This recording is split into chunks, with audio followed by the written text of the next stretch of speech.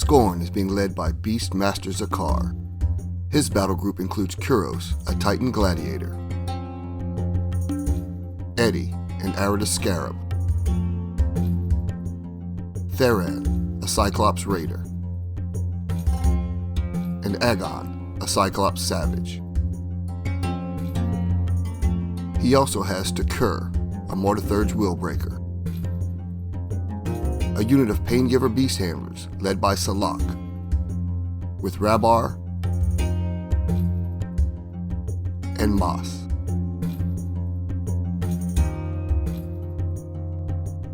And a Gatorman posse led by Narcisse, along with Devo and Alban. Skorne chose the command cards: Careful Reconnaissance, Spotters, Arcane Forces, Savagery, and Take Cover.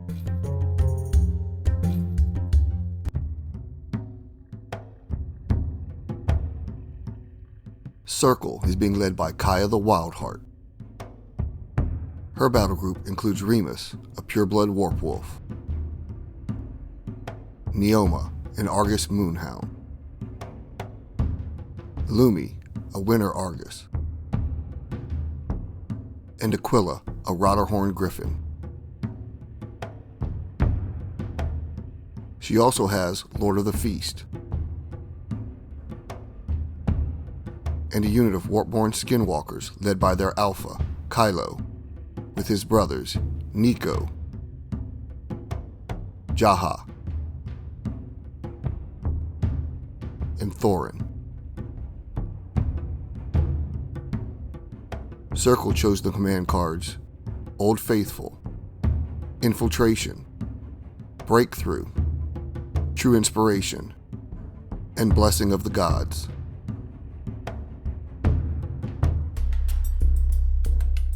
Skorne won the starting role and chose to go first. For terrain layout, we randomly put shit on the table until it looked fun. For scenario, we played a variant called Scenic Steamroller, designed by Thomas and Dessa O'Neill, modified with permission. A link to the variant is in the description below. Rolling a D3, one piece of terrain was chosen to be scored. Donna, playing Circle, chose the forest closer to the center of the table to be scored by Warbeast. Skorne was deployed in two groups on either side of the mountain near their table edge. On the left was Zakar, the Scarab, Theran, Kuros, Agon, Takur, and the Beast Handlers, with the Gatorman on the right. Circle was deployed in a similar fashion. On the left was Kaya, Aquila, Lumi, Neoma, and Remus. On the right was Kylo and his skinwalkers, with Lord of the Feast advanced deployed ahead of them. Skorne. Turn 1. After getting reports of a leyline node located in a nearby forest, Beastmaster Zakar was tasked to lead a small strike force to destroy the sacred site and weaken the Circle Orboros hold on the area. A posse of Gatormen was hired to assist in the mission. The Alpha Hunter sent his warbeast racing ahead to establish a vanguard just south of their target. Theran advanced toward a row of hay bales. Next, Zakar forced a rush of vitality into his Titan gladiator and sent Kuros running up beside the Cyclops raider.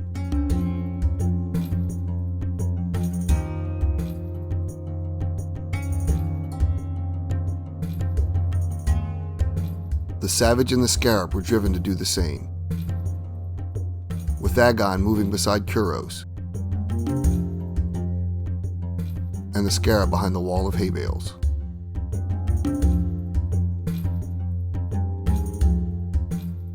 Zakar then ran to stay close to his battle group, allowing a portion of his power to dissipate in order to better manage the torment of his beasts. Takur moved to get closer to his master. The Willbreaker then raised a hand towards the beast handlers and manipulated their flesh. Their skin thickened and grew tough like leather. The Pain Givers hurried to keep pace with their war beasts.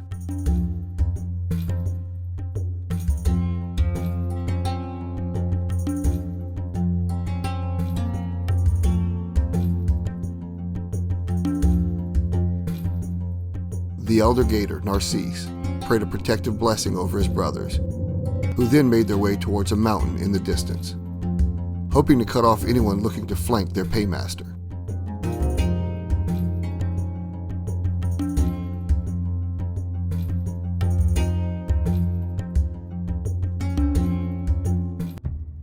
Circle. Turn 1. The Lord of the Feast moved stealthily towards a boulder, keeping a safe distance from the threat he sensed lurking just ahead. Kylo and his skinwalkers established a perimeter near the Feast Lord.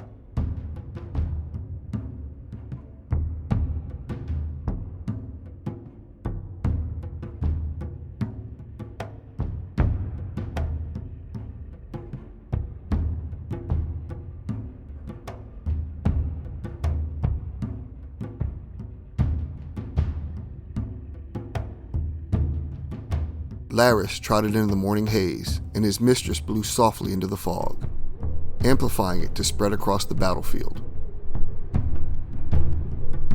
Kaya then relaxed to ease the tension wilding inside of her. She wilded, y'all. Remus bathed himself in a protective aura through his link to the warp. He then ran around Kaya to the edge of the forest.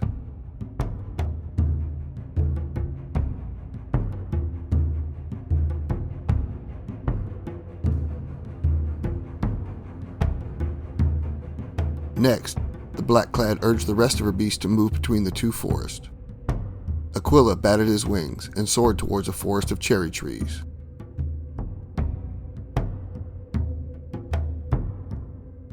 Lumi and Neoma followed closely behind him.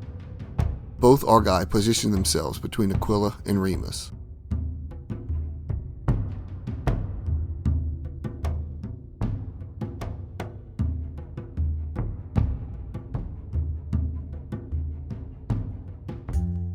Skorne. Turn 2. After pulling Kuros' pain onto himself, Zakar tormented the Titan even further. The agony translated into a rush of energy. Kuros could barely make out the hulking warpwolf inside the forest, but at Zakar's command, the Titan barreled forward to slam into Remus, adding to the effort as he lowered his tusks to make contact. Sending the pureblood flying backwards, crashing into his mistress, knocking both of them down.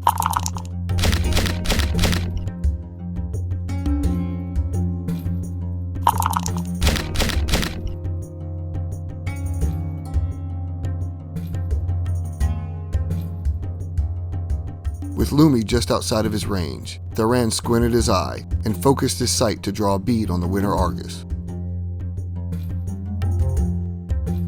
Despite his concentrated effort, the shot missed, sending the otherwise deadly needles piercing the ground near Lumi's paw. Zakar then sent Agon running into the forest alongside Kuros. Takur walked up behind Theran and drew upon his mortothurgical manipulations to bestow a reality-warping enchantment onto Zakar. The Beastmaster then walked up by Kuros.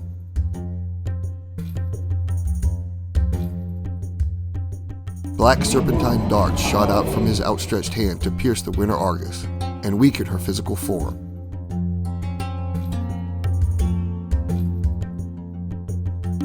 Zakar then unleashed a torrent of pain surging through Lumi, draining her spirit.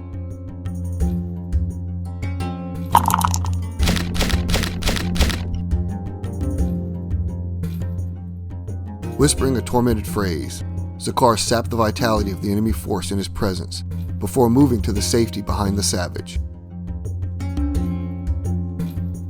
Next, the Skorne Warlock sent his Scarab to form a choke point between the forests.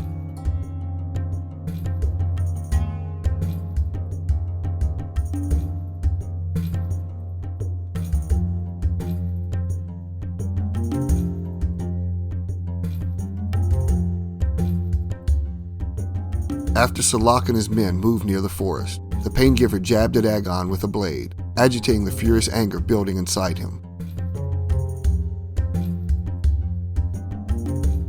The skulls dangling from his staff rattled as Narcisse uttered a predator's prayer, inciting his posse into a bloodthirst before sending them charging into the skinwalkers.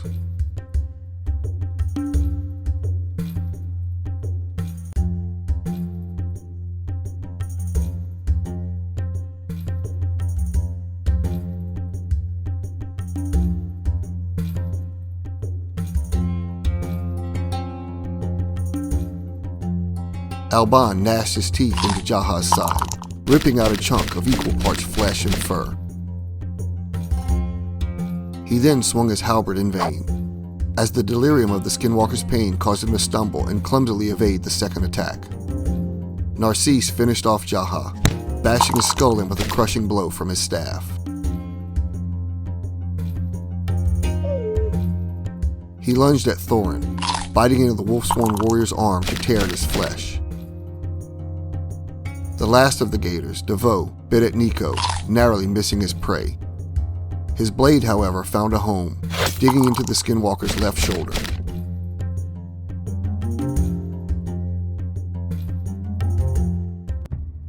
Circle. Turn 2.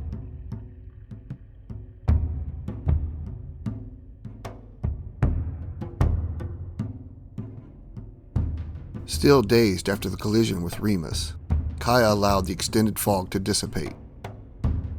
She worked to clear her head as she struggled to get back to her feet, while urging her pureblood to do the same.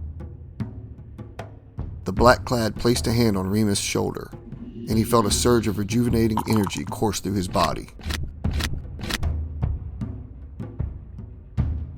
As Nico and Thorin's wounds began to heal, Kylo snarled in Narcisse's face, riling his brethren to join him in the attack.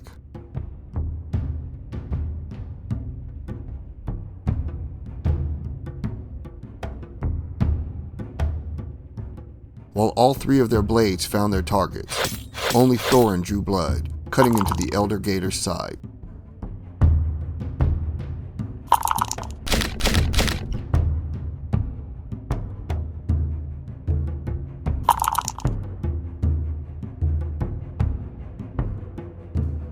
The Feast Lord's Raven spotted his target, and the ghastly avatar faded into the brush before re-emerging next to Alban and Devoe.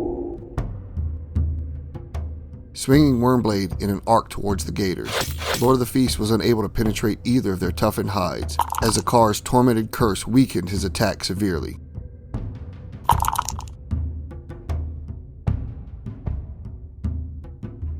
Remus flexed every sinew in his body, howling as he charged towards the savage. Unleashing a deathly howl, he let loose a barrage of sound waves that crashed through the forest over Agon and those behind him. Zakar nimbly ducked below the oral assault, but the Cyclops savage was caught directly in the onslaught. Clawing at Agon, Remus tore at the wounds the sonic spray had opened.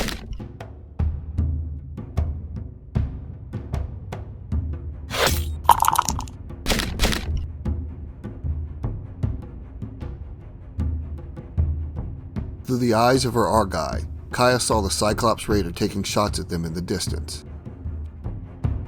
She drove Aquila to fly over the forest, coming to land in Theran's face, tying up the Raider with a more pressing issue.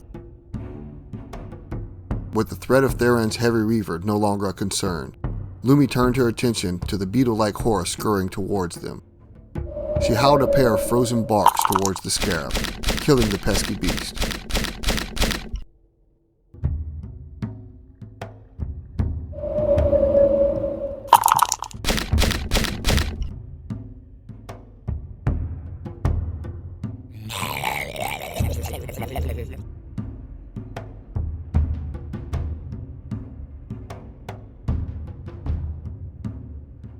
Neoma worked her way around Lumi to enter the side of the forest, biting at Kuros. Plagued by Zakar's curse, her teeth were unable to pierce the Titan's armor, despite Kaya driving her into a fury.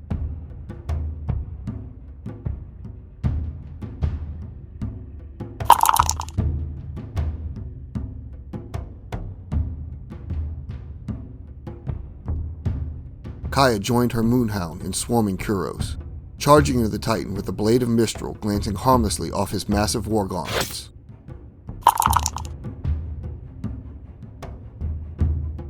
She exerted herself to attempt another attack, but once again Zakar's Tormented Hex weakened her ability to cut into Kuros' flesh. Frustrated by their inability to take out the massive Titan, Kaya sang a soothing song to ease the tension building in her war beast.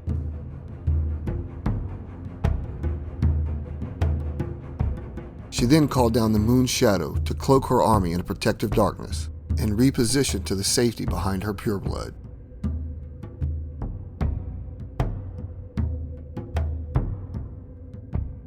With Kuros and Neoma both present in the forest, neither side was able to strengthen their position. Skorne. Turn 3.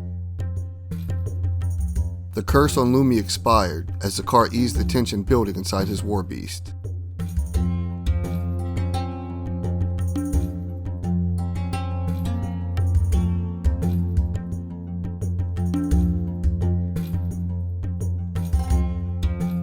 He then commanded Salak's unit to tend to Agon. 2 of them worked to stitch the savage's wounds, while the 3rd prodded at Agon, enraging him further. Driven by the Paingiver's blade, Agon slashed at Remus with his falchion. The Cyclops' innate ability allowed him to see the attack would be in vain, and forced him to concentrate as he swung, carving across the pureblood's chest in the end. The Willbreaker cautiously moved closer to his master, and once again pulled at the strings of reality.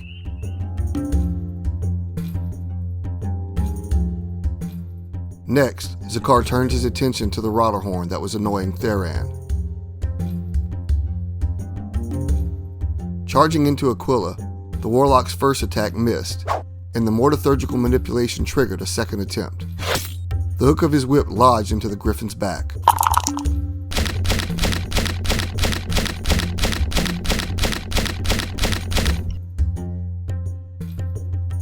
Aquila shrieked in agony as Zakar's second barb dug into his side.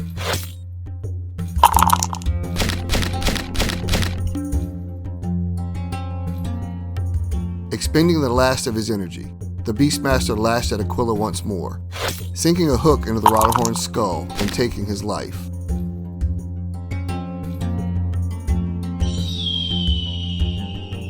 Kaya wept a tear mixed of anger and grief, seeing Aquila fall dead, as Zakar moved back to the safety behind the forest.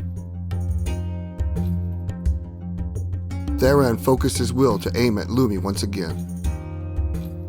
But even with the extra care placed in the shot, the Winter Argus easily dodged the hail of heavy Reaver fire. Kuros stepped through the foliage to get the pureblood in range, while keeping Neoma engaged. Exerting himself with a pair of heavy punches, the Titan was only able to strike Remus once, and not for any significant amount of damage.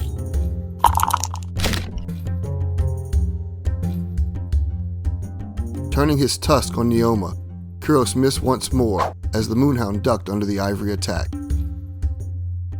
Narcisse offered a prayer to Kosk, and shuffled web-footedly with his posse, seeking revenge on the Skinwalkers and the Feast Lord.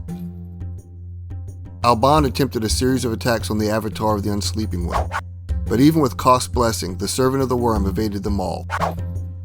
The Feast Lord's fortune would not last, however, as both Devoe and Narcisse tore into his pallid flesh.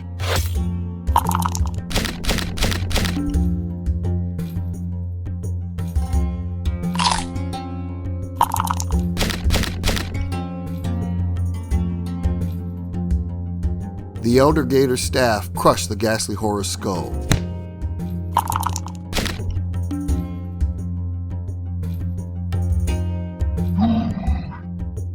Narcisse then bit into Thorin with a gory attack.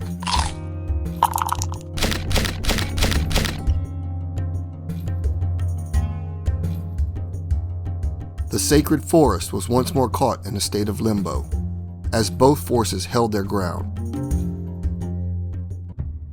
Circle. Turn 3.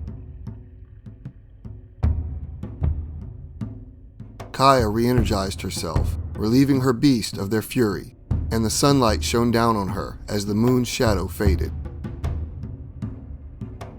Thorin's wounds began to heal, and the skinwalkers swarmed the gators with their poleaxes. Each of their blades cut into their targets, but none did enough damage to remove the reptilian nuisance.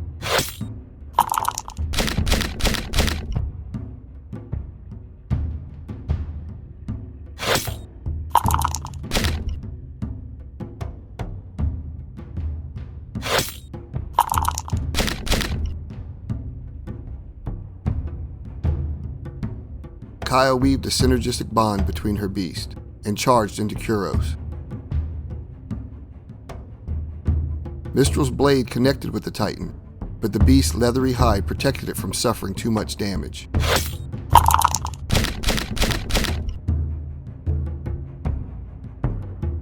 Lunging at Kuros a second time, the blade clanged harmlessly off his armor.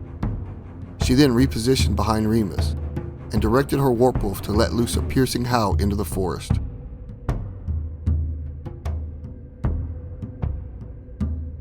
The pureblood sonic battery crippled Agon's body as the ripples carried past the savage to hit Zakar and Tukur, shattering the Willbreaker's spine.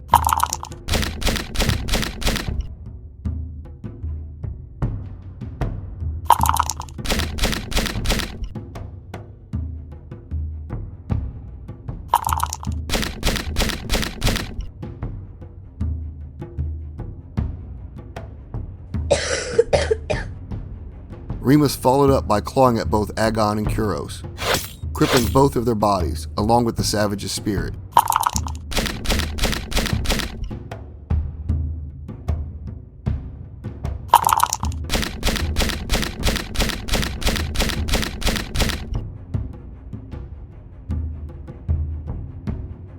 Lumi sprayed a torrent of ice into Kuros and the beast handler behind him. Amplifying the intensity, she struck them both.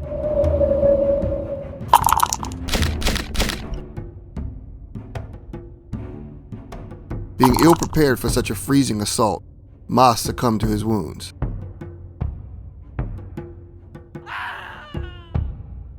The Winter Argus howled a second spray to bathe the Titan in another icy assault.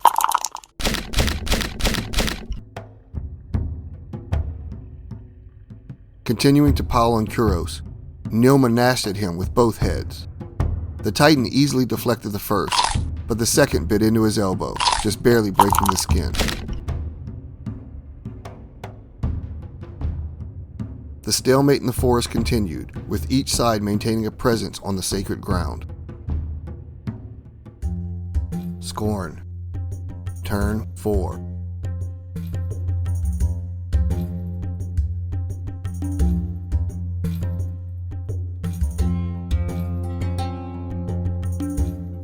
Salak and Rabar moved deeper into the forest and worked to medicate the Cyclops savage.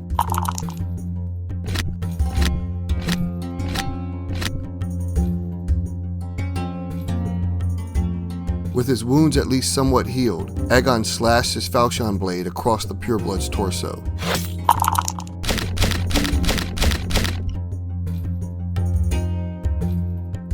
Driven by his master, the savage hacked at Remus again, digging his blade into the warpwolf's neck, crippling his body and mind.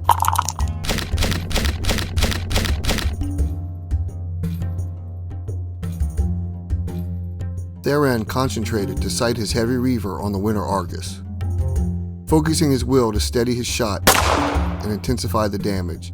The raider sent a shower of needles slamming into Lumi.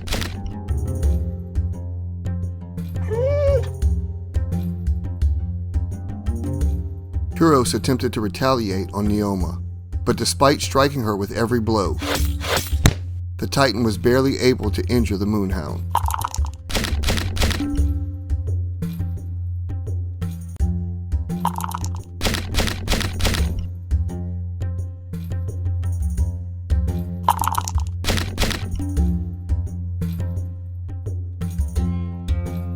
Benefiting from the reconnaissance Theron's vision granted him, Zakar charged through the edge of the tree line.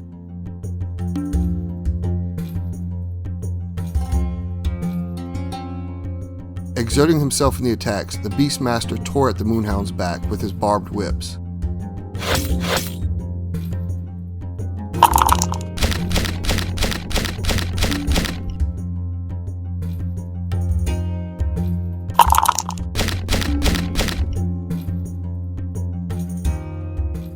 As Neoma yelped her last breath, Kaya let the fury that had built inside her fade away. Afterwards, the Skorne Warlock sent out a healing swell of psychic energy into his war beast.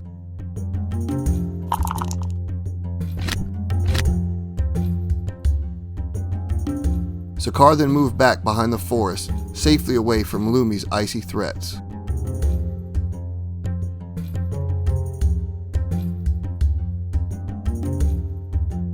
Narcisse submitted another offering to Kosk and bit into Kylo's right shoulder.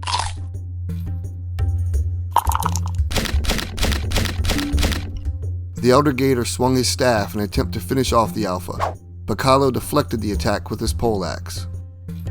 Alban then attacked Kylo, but even with Kosk's blessing allowing him additional attempts, his blade was unable to cut through the Skinwalker's armor. Lastly, Devo divided his attention between Nico and Thorin, but barely managed to injure the two of them.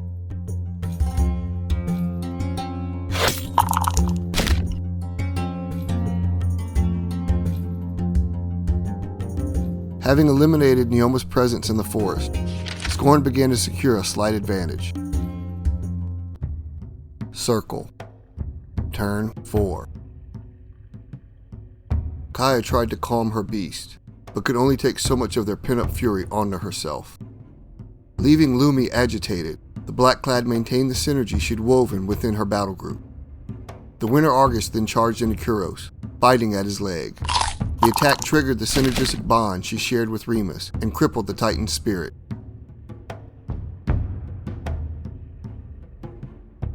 Remus regenerated his wounded flesh and howled into Agon's face once again.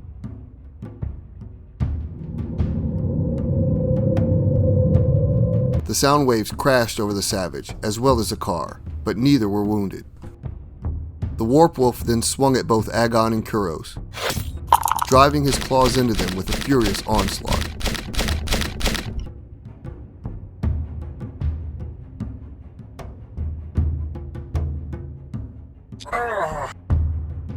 As the Savage was finally slain, Sakaar bathed himself in the agony the beast experienced.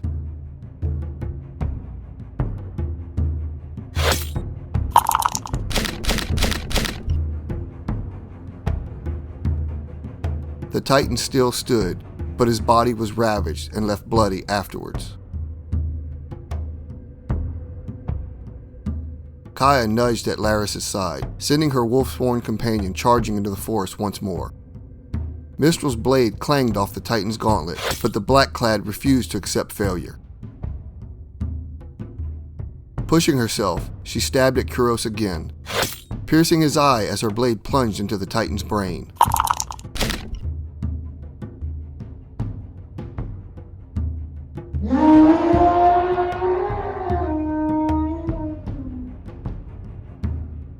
Kylo regenerated a portion of his health before carving into Narcisse's exposed belly. The gaping wound was too much for the Elder Gatorman to withstand, and he slumped over, attempting to hold in his entrails from spilling out. Man, no! Nico and Thorin hacked at Devo with their poleaxes, cutting down the young Gator, who was unable to tough out the pain of his wounds. Comme ça.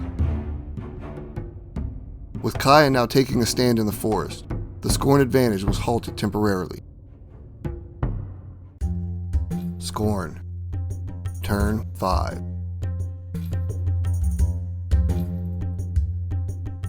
Theran moved up to get a clear shot at Lumi and fired his heavy reaver. Needles rained down on the wounded Winter Argus, killing her instantly.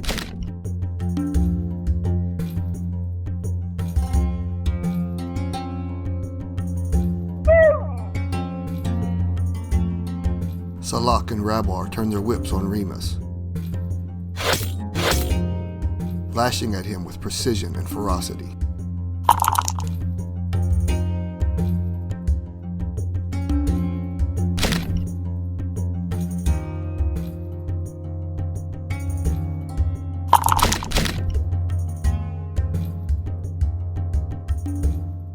Skorne caught sight of his nemesis inside the forest. While the trees slowed him slightly, he was able to charge into her with both barbed whips flailing, adding an extra effort to dig the hooks into her flesh as deep as possible.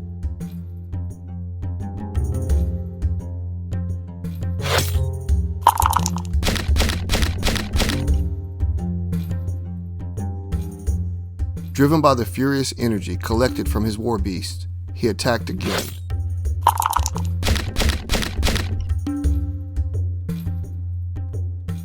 Ending her life in a bloody spray as his barb caught the black clad in her throat.